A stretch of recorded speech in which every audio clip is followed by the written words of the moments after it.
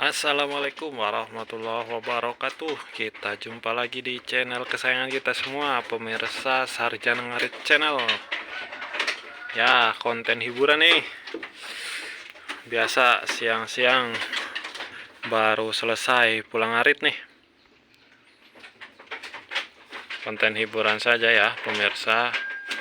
Kita coba bahas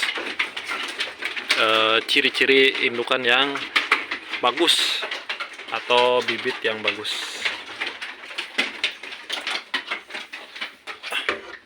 Ya pemirsa, memang idealnya kita perlu menyeleksi bibit, harus bisa memilih dan memilah mana bibit yang bagus, mana bibit yang jelek. Bibit yang bagus harus kita pertahankan pemirsa, sedangkan bibit yang jelek hasil dari seleksi itu ada kalanya lebih baik kita jual saja begitu, karena kalaupun harus kita pelihara kemungkinan besar kita dapat biaya tambahan pemirsa. Nah, biasanya untuk melihat bibit yang bagus itu atau indukan yang bagus itu, salah satunya yang paling mendasar itu bisa ngurus anak pemirsa. Bisa ngurus anak. Karena kalau bibit itu tidak bisa ngurus anak, tentu kita harus keluar biaya lagi untuk memeliharanya, yaitu untuk membeli susu pengganti.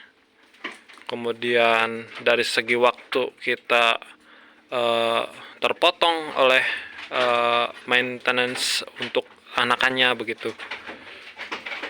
Nah, makanya hal yang paling utama bibit yang bagus itu adalah bibit yang bisa ngurus anak begitu.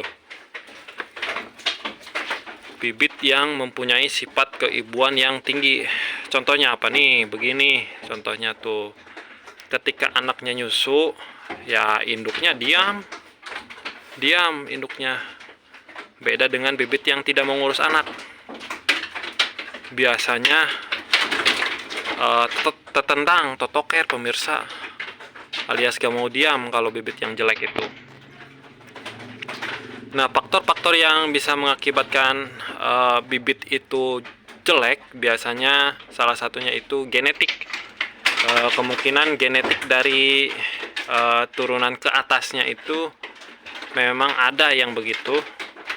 Terus kemudian faktor lainnya itu bisa jadi karena kawin paksa, alias kawin muda begitu.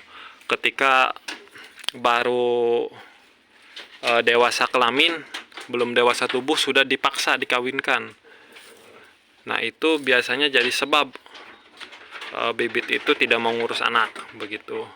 Dan akhirnya ya itu tadi, kita perlu merogoh kocek lagi untuk membeli susu, kemudian waktu untuk perawatannya begitu. Nah, itu hal yang mendasar untuk bibit yang bagus, yang intinya harus bisa ngurus anak. Karena hasil anakannya biasanya ketika langsung dirawat oleh indukannya dan dirawat oleh kita itu hasilnya berbeda pemirsa. Kalaupun hidup, anakan yang kita rawat itu biasanya pertumbuhan dan perkembangannya itu tidak maksimal. Berbeda dengan yang seperti ini nih. Ini baru seminggu tapi bonyok pemirsa, anak tunggal.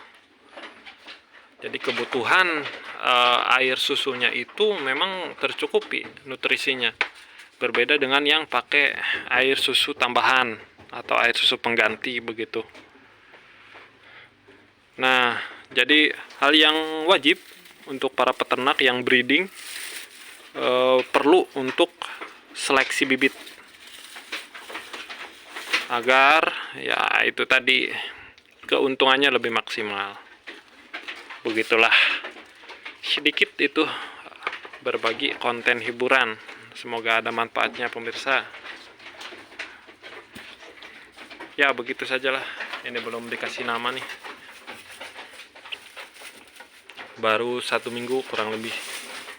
Ya begitu saja, terima kasih yang sudah menyimak. Wassalamualaikum warahmatullahi wabarakatuh. Salam ngarit. Ini lagi pincang, ini kenapa tiba-tiba pincang, nggak tahu nih pemirsa.